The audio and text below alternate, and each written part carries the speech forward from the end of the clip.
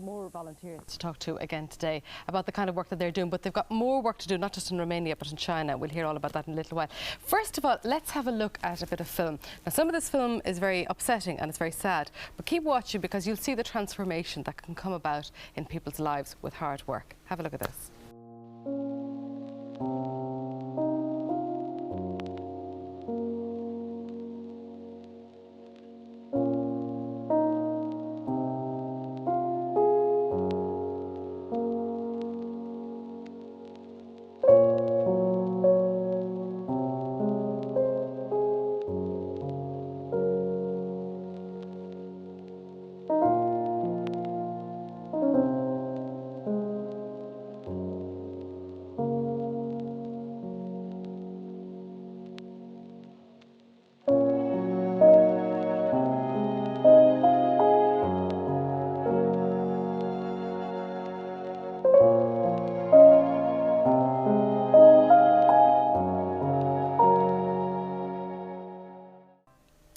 Extraordinary footage, and that was taken by James Dillon, who is the chairman of Health Action Overseas, but who was a cameraman, and he was a cameraman with TVAM. You went out to Romania originally just to do a story? Well, more or less, yes. 1990, so the orphanages were just becoming open, as it were, to Westerners, and I went, took the pictures, and I mean, they still get me. But did you know in advance what you were going to find? No, I mean, I'd seen some other stories out, so obviously I knew that the situation was dreadful. But what I didn't realise is when you looked in the children's eyes that sight would never leave you. And what I saw was different. It's difficult to describe. There was no hope in their eyes. You couldn't hurt these children. They were too far hurt. So I came back and I thought, okay, with the pictures, perhaps, you know, I could generate some interest and get people to do something. And, you know, within a few weeks, I thought, okay, the book stops here. I better start doing something myself. And I formed an organisation and gathered some brilliant people together. And in January '91, we sent our first 18 volunteers in the field. And since then, we've had a permanent presence at 2 orphanages. And currently, we have 35 volunteers working there, and we employ 18 Romanians to work with us. Which is an extraordinary success story.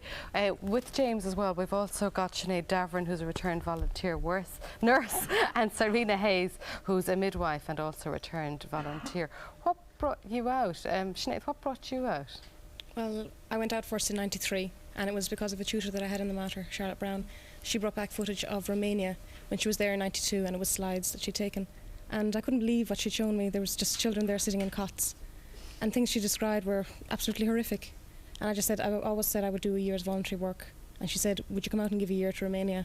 And that was '93, and I've been back 3 times since. I'm still half me's out there. We have some pictures here, a before and after of a little boy. You know this little boy. Let's have a look at him before he began to get help. We'll have a look at this chat. Now, tell us about this little fella here. This is Adrian. This is Adrian. He's now about 12 years of age. That photo was taken a couple of years ago. You see him there in the cot with his legs all curled up. 1990, yeah. All curled up. Now let's have a look at him as he is now. He's a typical happy little boy by the looks of him. This is a really healthy little lad. He's he's about 12 now at the moment. He's flying around. He's going to the school system in the orphanage. He's attending the school there that is run by the Romanian staff.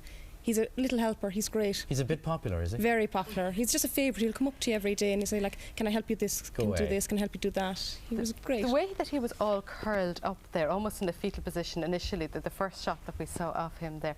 Why are the children, we see those kind of shots of the children all curled up like that. Explain to us about the way that they live in cots. Well, the stories that would go about the children in the cots is that there wouldn't have been enough cots to go around in the first place.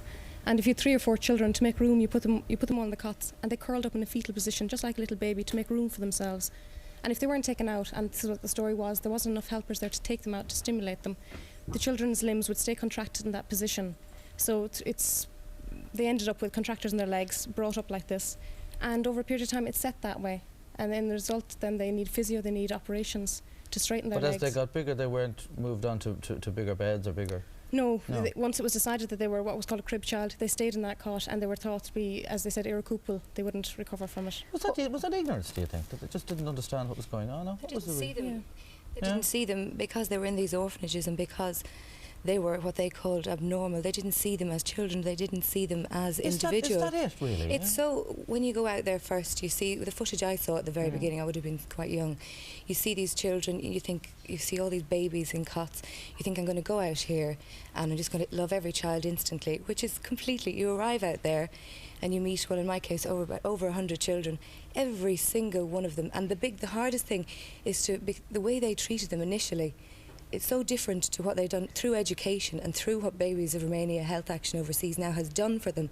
They actually have now begun to see them as individuals, and you yourself going out there to see, it's just like crazy amounts of kids, and they're so very mixed and varied individuals. You've got some real characters. Some children obviously have got quite severe mental and physical problems as well, and it's actually to make the Romanians as well as yourself aware of the fact that you've got to treat them as an individual and not just en masse. Of course, you were out there yourself. Yeah, and one of the things that I think is very disturbing is that the Romanian, well, of course, as a people, they were so brutalised by the regime, so that all the way along the line, you can't just blame one group, I presume. But you were saying that there were very sick babies with considerably less sick babies in the one room and stuff. Did you find that as well in the orphanages that you're working in, that there was such a mix? Well, absolutely. I mean, once a child was thought to be a crib child, they were put in with other children who couldn't walk. It didn't matter about the size or age or anything else. But I think what needs to be said, and you asked, you know, how do you get change, is it's the same staff there now as were there then, when the mortality rate was running at 30%. I mean, it was the work practices and the fact that they treated the children in a certain fashion and the children responded. Now they get pleasure out of work, and the Romanians that we're working with now there are fantastic, and they're good friends as well. Was it difficult to instigate the changes, though? Well, they did not believe that it was possible. Initially, they didn't believe it. I mean, it took quite some time to show. As well as sort of helping the children by boosting, sort of doing so much for the children, and they see your interest and input, you're sort of upping their morale as well. They're saying their way of life can be better too. They're actually getting paid to do a job. It was a task before, you know, an arduous task. Now they're actually getting some sort of job satisfaction, so to speak. It's very important to stress that this is really a lifelong commitment. You can't just sort of go in and fix it a little bit and fix a few windows or whatever, fix a few children and walk away. You've got to stay committed to these children, and of course when they reach 18 years of age, they go on to other institutions. What can you do then? Well, I mean, I think this is the challenge for anybody watching who thinks, yeah, that was well done. The point is, we've made a further 3-year commitment to Romania. I mean, these children cannot be left in their present state. They've got to be moved on, and through education, etc., reintegrated into society. But some have gone back to their a number have. There has been great progress so far, but the work continues, and we need ongoing support. How much? What are your running costs per year now? Well, the running cost to keep our volunteers there, plus the large team of Romanians, teachers, physiotherapists, etc., that we employ, is about £200,000 a year for the two. That's a huge amount of money. There's 5 projects running in Romania at the moment. 5 projects? What headings would they have? Well, there are 2 orphanages and 2 developmental projects, training Romanians to improve the conditions in dispensaries, etc. Are you looking for volunteers at this stage from Ireland to go out anymore? There's still an ongoing requirement for volunteers. An ongoing requirement. The big thing at the moment is we have such a strong team out there at the moment.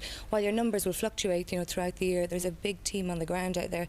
It's very important when you come back as a volunteer now. Some of us through work commitments can't go back, but it's not to come back. You can't just come back and say, I've done my bit or whatever. It's so important that through volunteers, through families, friends that have been so supportive while you're there, if you can get anybody at all to do anything, however small you start off as an individual, you're in Ireland, the generosity is so great, you're going to find people that will help you along the way. They'll do cake sales, anything from a cake sale, you can get up to bumper fundraisers. And at the moment we're going into sort of schools, and school children I think relate so well to, they see children on a video and they relate so well because they feel, they see them, they don't have all the sort of adults sort of going on with them. They see them as a sort of a counterpart. And it's why. Yeah, why. It's why when so a it's child actually, looks they're the great ones at the moment for fundraising the children at the moment. Now, we mentioned earlier on as well that it's not stopping at Romania. You're also interested in what's happening in China.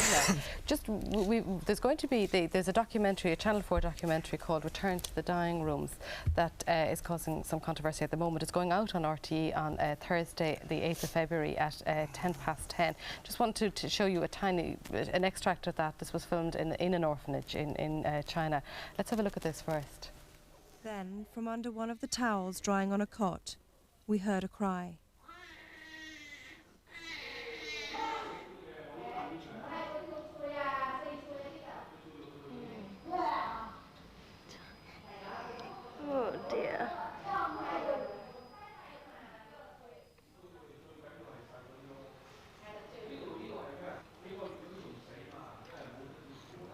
The staff told us that this baby's health was normal. In fact, she was suffering from severe impetigo on her head, vitamin B and C deficiency, and acute liver failure. We have to stress, by the way, that that programme, it's very, very harrowing film, very harrowing programme. Just to stress that when it's shown on RTE on the 8th of February, there will be a discussion directly after it. An RTE discussion directly after it. But you've been invited over there, James? Well, as soon as we saw the pictures, and we'd actually known about it for quite some time, we were asked, was there anything we could do as an organisation? Because of our experience, the pictures are very similar to the pictures in 1990. So we immediately tried to make contact, which we succeeded in making contact with a number of people, very small groups working on the ground in China, and we're starting to fund some of their activities. So you're just waiting to see what is required of you. So you may actually be helping out in a bigger way. Yeah, we're helping out with the people on the ground, and we're meeting with the Chinese ambassador with a view to sending our own teams out later in this year. I must say, you're extraordinary people. I mean, lots of us go out as news people, journalists, whatever, go out, and then we do our story and we move on. And James, I mean, I know you have a family and children as well. There must be a very understanding family. Are you looking for clothes by any chance? Because Eileen Brennan says, I have a case of brand new children's skirts. I would like to give them to that man for the orphanage. Is that of any value to you, James? Well, there's a shop in Bray that sells the clothes if we can't take them on out, but usually we try to buy locally in Romania. Oh, to support as well, but that they could be you used accept for Eileen's offer? Fundraising shop in Bray, please send it on down. Okay, thank you, Eileen, for your call. Appreciate that. And talking about fundraising, I mean, Serena was making an interesting point earlier on about if you can run fundraising events yourselves, that's absolutely wonderful. It takes all the effort away from them. And there is an address and there is a telephone number if you have pen and paper handy, and there's a bank account as well here. Just give you the details. There it is, Health Action Overseas. And a China account there is Bank of Ireland, 230 Merrion Road in Dublin 4. Telephone number if you want to contact them is 0187 22471. And they'll welcome any contributions. James, Sinead and Serena, thank you very much for coming in and talking to us. Thank you. Inspiration to everybody, I'm sure. Thank you you all for joining us today. Thanks a lot. Cheers for now. Thank you very much. It seems very strange to be going to the agony aunt